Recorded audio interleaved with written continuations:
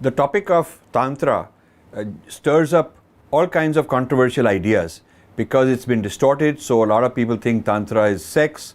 Some people think it's a sort of cover-up. They're teaching Tantra, but they're actually talking about sex. So I want to ask you about this topic. What is Tantra in the actual spiritual practice sense from our Dharma point of view? Yeah, this is a very interesting question. In our Indian scriptures, you can divide them in two parts, which is called Nigama and Agama. So Nigama is the Veda and Agama is Tantric, which includes Agamas, Pancharatras, Tantras. So the thing is that the Vedas, they are based on certain Suddhi of by birth, by practice, a lot of sanskaras which are needed, and everyone is not qualified for that. But our scriptures, they don't want to exclude anybody from spirituality. They want that everybody, whoever has the human body, should be given a facility to rise in their consciousness, to come to the point of realizing the tattva, the reality, the truth. So Agamas belong to that part where this kind of restriction that one has to be born in a varnashrama system only, or one has to go through all the sanskaras, and then only one has to have Upanayana samskara, for example, to study the Vedas. So that kind of restriction or requirement or adhikar is not there. So anybody can practice? So anyone can practice this. At any age? At any age. So even if a person lived a bad life, he can say, I want to change. Right. He can go to a guru and say, okay, I've done all these bad things, but from today onwards I want to change. And he can start Tantra. And therefore they have a great relevance in the modern times. This is very relevant for today. Yeah, where varnashrama is not functional anymore, there is no education for it, and it's almost broken down. So Tantra has a great relevance in that. So Tantra is a system parallel to the Nigama, which is Vedic based. Right. This is a parallel system which gives you the same things to anybody.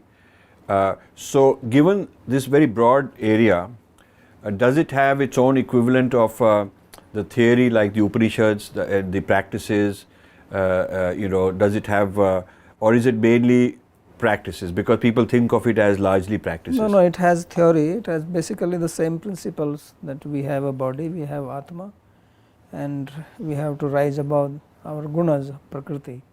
So all those principles are there, and there is a practice.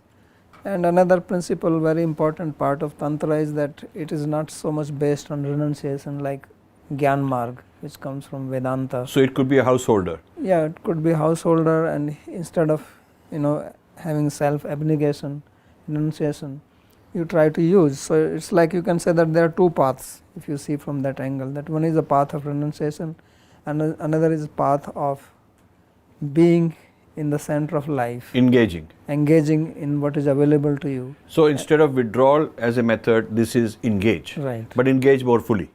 Engage with the intention of rising above it. And not becoming caught up in the So engage through the senses, engage with the life, but not with the attachment and fixation, but rising above it. Experience with awareness. And then rise above that. Wonderful. That is the principle of Tantra. So if one person went through the Varnashrama system and the other person went through the Tantra system, will they both be able to achieve the same thing? They both will be able to achieve that. And if at a advanced stage they're having conversation on their experiences and the theories and principles, there's more and more agreement, I would assume? Yes, because the both have actually come from the same source. Tantra has also come from the same source as Narayana, or Shiva has spoken the Tantras. So there are three divisions of Tantra related with Vishnu, Shiva and Shakti. Okay. So there are Shaktas and there are Vaishnava Tantras and there are Shaiva Tantras. Okay. So the purpose is that we have the three gunas of Prakriti, Sattva, Rajas and Tamas. So how to rise above those gunas and become realized, okay, come to the platform of transcendence. Right. So therefore these tantras help us depending on wherever you are, then you rise above that, beginning from where you stand. So it's like a GPS. Yes. So GPS tells you are here. Start from where you are. Yeah, you are here, then you have this is the route you take, and there is a goal. Right. So Tantra is also saying, okay, where you are a tamasic person, Right. you are a sattvic or rajasic. So you start from there and you take the process and go beyond that. Right. So that's the process of Tantra. So is there a lot to involvement of understanding oneself, understanding the body, dealing with the sensations? Yes. So Tantra says that yat yat ande tat tat pinde, that whatever is in the Brahmanda, that is also in the physical body. So the body is a kind of a mapping of the whole cosmos. Right. So if you can just study your own body and you can understand, you will understand the cosmos. And understanding the cosmos is not just as the science is studying, but actually studying also the source of it. Right. Because when if I have to study where you are situated, I also know that you are on the chair. Right. So I also study your adhisthana, your basis, your foundation. Right. So what is the foundation of this cosmos? That you study by studying yourself. Because it's also the foundation of this body and the self idea. Yes. This is very profound. This is so profound. I mean, this is worth a whole curriculum on, just because I would assume the body of literature must be huge. Oh, it is very vast literature. And it is very practical knowledge. Very, very practical, because it is actually based on experience. You study the subtle nature of yourself and then subtle nature outside yourself, and so how to harmonize that. The Tantra researchers or scientists basically investigating the laboratory of themselves. It's one of the basic principle of Tantra is called Bhuta Shuddhi. Okay. You know, the Panch Mahabhutas are there, and our body is made of that. So how to purify that, and by purification then you understand more clearly what is going on in this system and what is going on outside the system. So would you say that if somebody goes to a regular yoga class and they teach asanas and they teach some pranayama, are these things that are really part of Tantra? I mean, the Tantra has a yoga? Tantra also has yoga in it. Okay. So because the whole idea of Tantra is that your consciousness is manifest at various levels. Actually what is happening is that this human body is a combination of matter and spirit, as Sankhya says, and that is the basis of yoga. Right. But this consciousness is manifest into the body.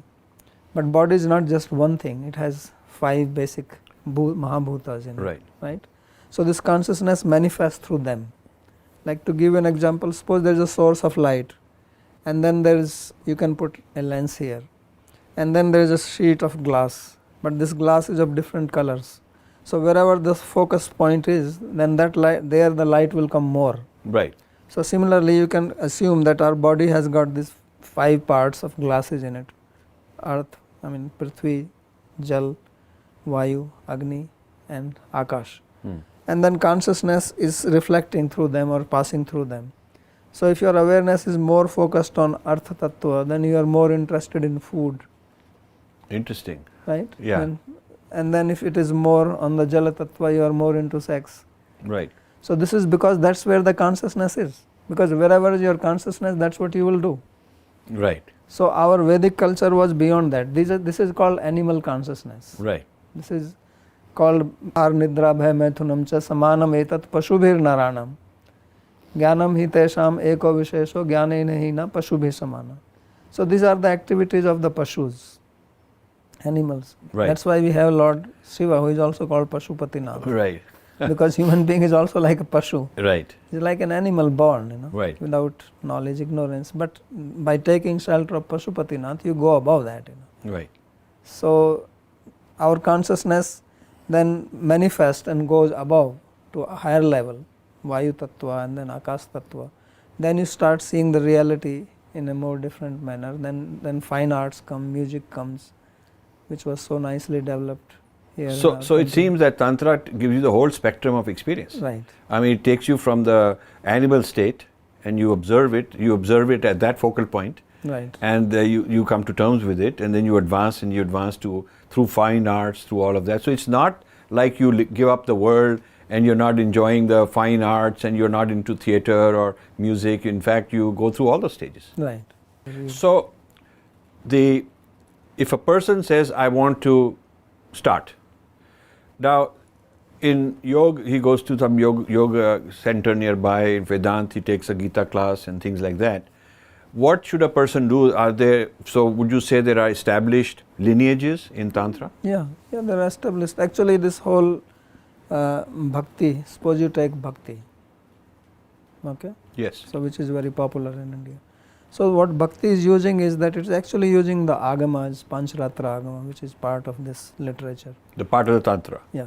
So this whole deity worship, this Vigraha Seva in the mandir, how the temple is constructed, how the deity has to be worshipped, this is all coming from the Tantras. So anything which uses the world of matter, time, space, matter, the 5 elements, is part of the Tantra system. It's not sort of escaping and going beyond. It is actually using all this. Right. So therefore, if you take the Bhakti tradition, then Bhakti is not that kind of renunciation that you give up everything. Right. Anybody can be a devotee irrespective of where he or she is born, whether it is within Varnashrama, outside Varnashrama. Right? You know. Right. That. Right. It accepts everyone. Right. And it's not dependent that you have to be a sannyasi only. You can be married, you can be renounced, you can be any stage of life. Right.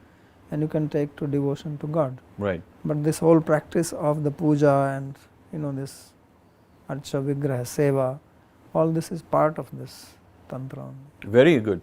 So you see, the Hindu intellectual, because we are colonized, has been told that all this is sort of mumbo jumbo to be given up, and to be a Hindu you got to be a Vedantin, and you got to not be into all these rituals and into deities because it's all backward and primitive.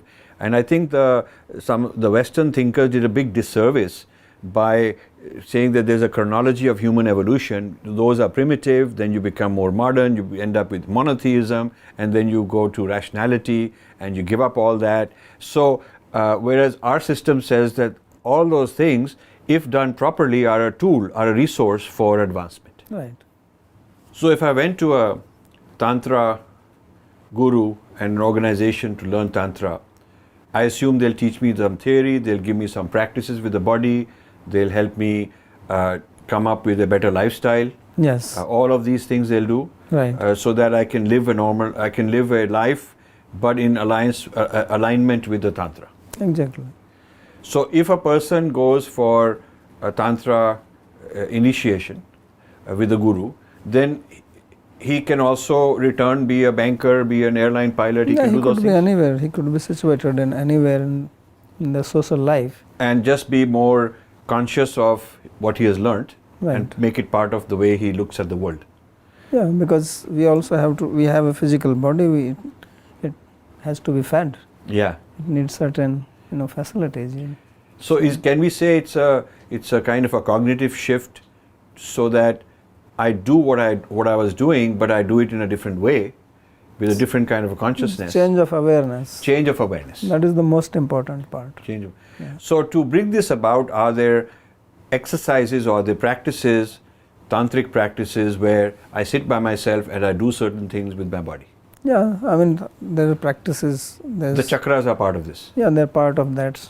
As I said, that one main part of Tantra is Bhuta Shuddhi. Yes. So even if you do puja, you have to do Bhuta Shuddhi before that. There's Nyasa, this putting the mantras on your body. Because, Deva Bhutva Devam Jajet. That is the basic principle which comes from Tantra. That if you want to worship the Deva, you have to become Deva yourself. You have to become divine. Yes. So you have to divinize your body itself. So this is very interesting. Tantra, rather than sort of giving you a hedonistic lifestyle, is actually purifying. Yeah, there's no hedonism. Purifying. There's no hedonism in it. So now the controversial question. Yes. The popular view which the West created and the Indians foolishly followed is that Tantra equals tantric sex. Mm-hmm. How do you explain that? What do you think of that? Well, as I said that, there are human beings which are more tamasic, more rajasic, and then some are more sattvic. So tamasic person means who is very much identifying with the physical body. And when you identify with physical body too much, then you are very much attracted to sex and food, because that's what body needs. for its sustenance and for its continuation.